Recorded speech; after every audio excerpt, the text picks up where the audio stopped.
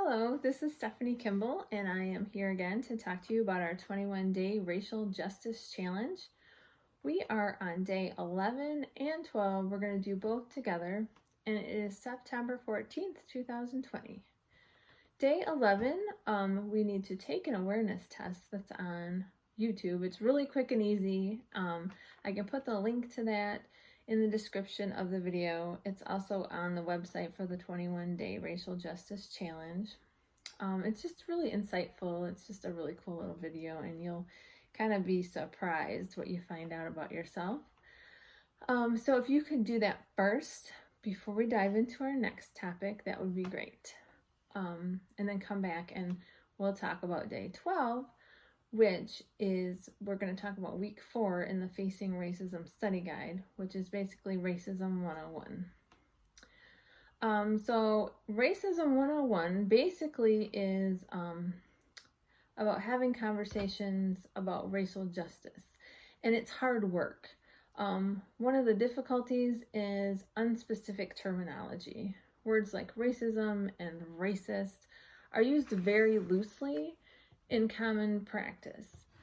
This creates a lot of opportunity for confusion, defensiveness, and unintended offense.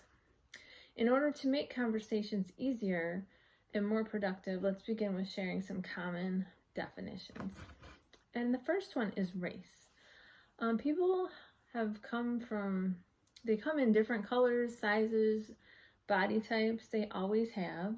Yet it wasn't until the era of Western colonization that this concept of race was constructed. The colonizers lumped whole continents of people together into one new category, with skin color as its marker. This is how race was invented. It's a made-up category from the beginning. It's man-made. While the words we use have changed, we now say Native American and African American, or even now you would say Native or Black. For the most part, we retain classification systems based on the self-interested perspective of European colonization from centuries ago. The notion that all dark-skinned people were of one category simply did not exist before this time. When this classification system was created to enable and justify the controlling of other peoples by the European colonizers, this various racial categories, races, or colors that were invented at this time were placed in a hierarchy with Europeans being at the top, Europeans being white. So this system of racial categorization is called white supremacy. And I know a lot of times when you hear that term, you have different things flash into your mind, like Nazis or bad or white supremacy groups. That's not at all what we're talking about really here.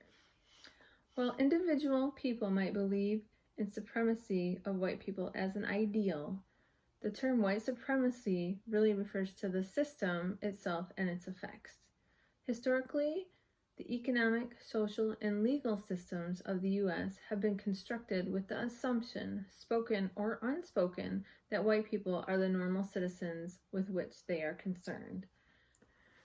So white supremacy has been an unfortunate reality in this country since early on in its inception. Indeed, from the moment race-based Black slavery became a dominant economic factor in this country's development, white supremacy became more and more intrinsic to the culture. History was distorted to substantiate it, laws were instituted to sustain it, and rationalizations were created to support it. Increasingly, benefits, services, and opportunities were assumed to belong to white people. Freedom, citizenship, education, voting rights, and so forth were for white people. Very slowly, over the years, this has been challenged and some changes have been made, yet these have been limited. So our next topic is racism. Racism is the term for the ongoing effects of white supremacy. It refers to the systematic and structural ways that our society is still white-centered, white-dominant, and white-identified. It is an ongoing structure of society that gives advantage to whites at the expense of people of other racial groups. Racism is ingrained in almost every aspect of culture and society. It affects us all positively or negatively, directly or indirectly on a daily basis. The definition of racism is structural and systematic. It does not apply to individuals and is not concerned with personal feelings or attitudes. These are persons who believe that white people are better than others, who harbor ill feelings towards other people of other racial groups, and who perceive others through the lens of racial stereotypes. These people are prejudiced and bigoted, so they're not necessarily racist. Of course, bigotry and prejudice contribute to the systematic racism, but the tendency to frame racism in terms of personal attitudes does too. So this part is really important. Focusing on the feelings of individuals prevents us from recognizing and addressing the economic, legal, and social structures that benefit white people and disadvantage others.